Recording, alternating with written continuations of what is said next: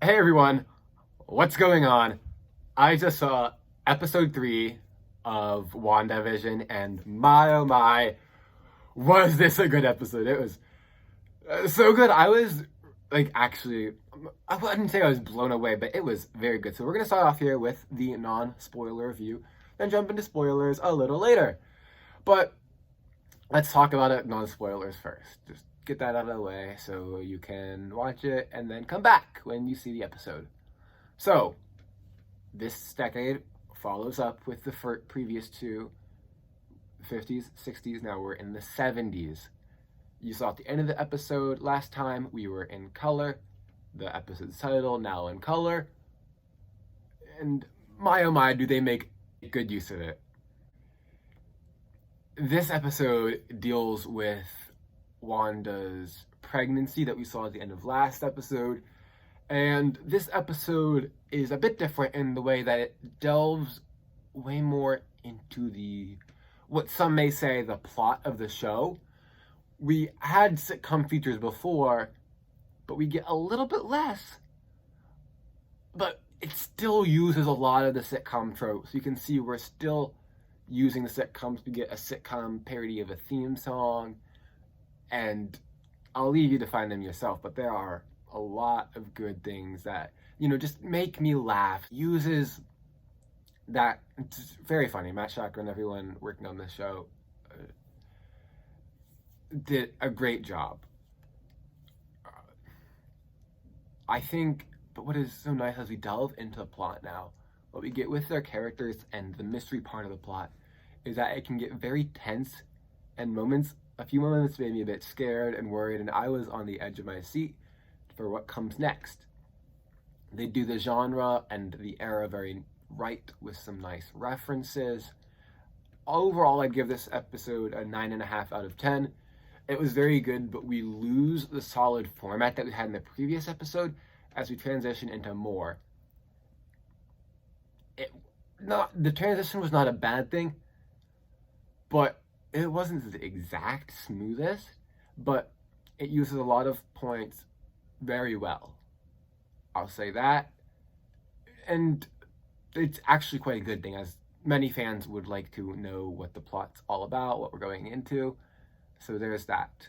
Now, I'll see you in the spoiler section. Take it away. All right, here we are, back in the spoiler section. So we're going to start at the beginning of the episode and make our way to the end with all of these stuff we found. So first, at the beginning of the episode, Vision was outside talking to Herb when Herb cut through the wall. And as he pointed out, similarly, like Miss Hart, both of them were a bit dazed out at the moment. And he obviously can tell something's going wrong. As I mentioned, Wanda is pregnant. And this is cool how they make it unique to her and the plot.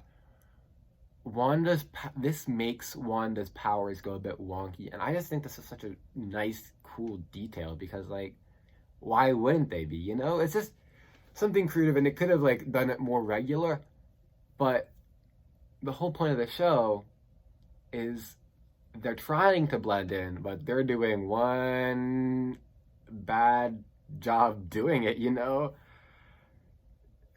And it makes for some great scenarios, I should say. So we come back here. Herb comes in from outside, and Vision's like, something's wrong here. And so in the 60s episode, when they see the beekeeper, it's like a reset where it looks like you'd be rewinding on the television. Here it's more of a skip. Like if you're watching something and it just skips on a DVD. Like that. I mean, it's not as a DVD. It's not as a DVD where things could change up and stuff. But it's like that where at first it really confused me, really tripped me up. I'm like, what just happened? She reset it. No way she didn't. It was definitely her, I'd say. So we see here, and we saw in the commercials, that Vision has super speed. And this is weird because he's never had that in the comics. And many people are theorizing, well, is she doing that because Quicksilver had those powers and she's like making him a little part of the reality in a way? And we'll talk a little bit more about that later. Next, in the nursery that they're making, Vision wants the name Billy and Wanda wants the name Tommy. And that is a cool nod to something that we'll talk a little bit later. Sorry, I'm just keeping you on the edge here. And also we got a commercial this episode. This one focused on like Hydra soap or whatever. This isn't too much new. We know that Hydra did give Wanda trauma. I was really hoping for an Ultron reference this episode, but maybe that will be later. And then maybe a Thanos one will be one of the last ones. Maybe probably the 90s or the 2000s trailer. Anyways, not too much new on that front because we already saw the logo with Strucker, but it was nice seeing it in a new genre and knowing what else caused her trauma and anything new about this reality. Back to what happened in the episode. They had a doctor over. His name was Mr. Nielsen. He was over at the beginning. Vision calls him over to help as Wanda's giving birth. A little bit later, being a bit of a skip here, but that's just because nothing super big and eventful happens besides the fact that Geraldine comes over. But Vision's like, something's happening, call him over. Anyways, now once the babies are delivered, he decides, I was going on vacation to Bermuda with my wife. Now he's not leaving Westview. Why? We don't really know. And you'll have to wait until Tuesday when my theories video comes out to know my thoughts on that. The babies are delivered, they're twins. As they're inside, Monica, the doctor, Vision steps outside, and Agnes and Herb are gossiping. Agnes, she is the nosy neighbor, and we just thought this meant that she comes over when she's not supposed to, sticks her nose in their house, whatever. No, she is the town gossip. Herb, she's just a neighbor, but she wants to know what he thinks on a certain subject. They know something's up. Inside, Monica, or Geraldine, makes a reference to Pietro. This is so important because I'm like 99% sure this is the first verbal reference, anything reference, of Pietro since Age of Ultron. He was not given a funeral, he was not given anything. No recognition, no mention by any of the Avengers' names until now. My apologies, I realized that I said Monica said it. Wanda mentioned I was twins with someone. His name was Pietro.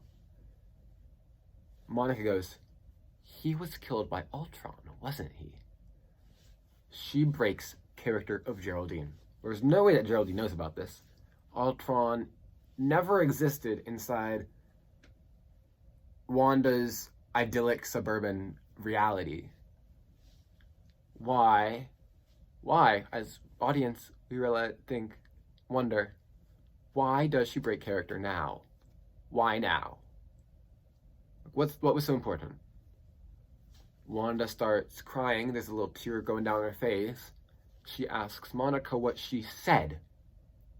Neighbors, this scene creates a lot of tension because the neighbors are suspicious about Geraldine. They tell Vision she has no husband, no family, no home. And Vision, he starts to wonder. Geraldine starts to double back. No, I just said you're such a strong woman. Then that's something she said earlier that scene. No. She didn't. That's not what happened. I think you should leave, Wanda says. Things get really serious because you see Geraldine's face, you see Monica's face. it goes really like, oh shit, I messed up. Maybe she was just getting lost in the moment, talking to Wanda, getting a chance to talk to her. No. Monica starts to get confused, like, what? No. Then, that is when Wanda sees the sword necklace. She's been wearing the sword necklace all the time with the little sword on it. It looks nice, but she saw it on the helicopter. She saw it on the Beekeeper. Who are you?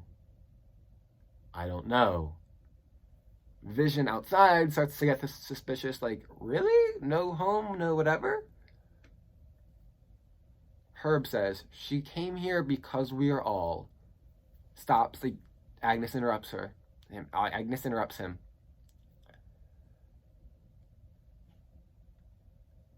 Who are you guys?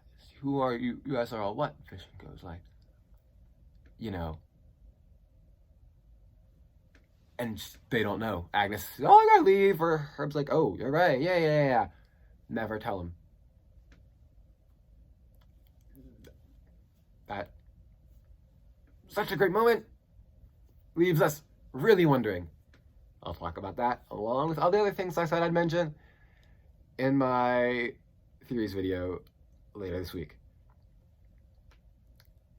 Vision goes inside, asks Wanda, what happened to Geraldine? Oh, she had to rush home. She says it's so robotic in a way, because Vision cannot know. Then when she says that, the dimensions of the screen start to expand. It goes like full screen.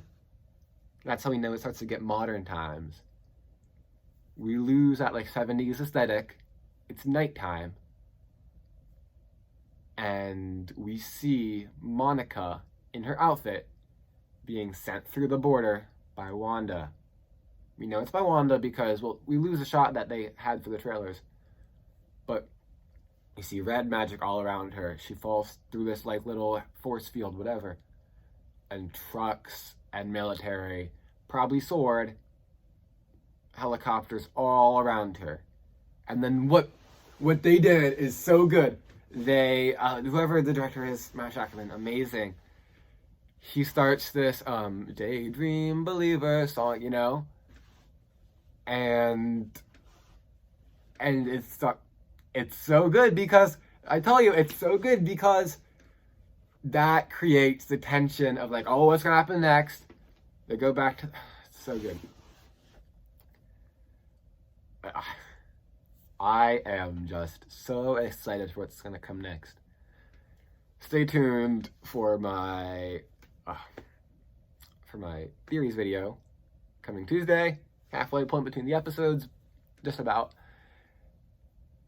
And get ready. Some new MCU news, pretty important, is that Thor 4, Thor Love and Thunder has started filming in Australia. So keep an lookout for that as just the MCU continues to go on. What are your thoughts on the episode? Put them below. What theories you got? Keep them, just keep going. I absolutely love this. As I said earlier, this episode was so full of plot, and I loved it. And I love the funny moments, too. The funny moments at the beginning of the episode, especially, and with the Stork and Wanda and Monica, with the pregnancy going super fast, which is probably part of her powers or the reality. I don't know. But they use the superpowers in a great way that just makes for funny situations. And that's what this is doing. It's like using more plot to make more sitcom scenarios, which is so creative. So thank you guys so much for watching this video. Stay tuned for next time as we watch episode 4 later and talk about the trailer and talk about our theories even before that. Thank you guys so much for watching. See ya!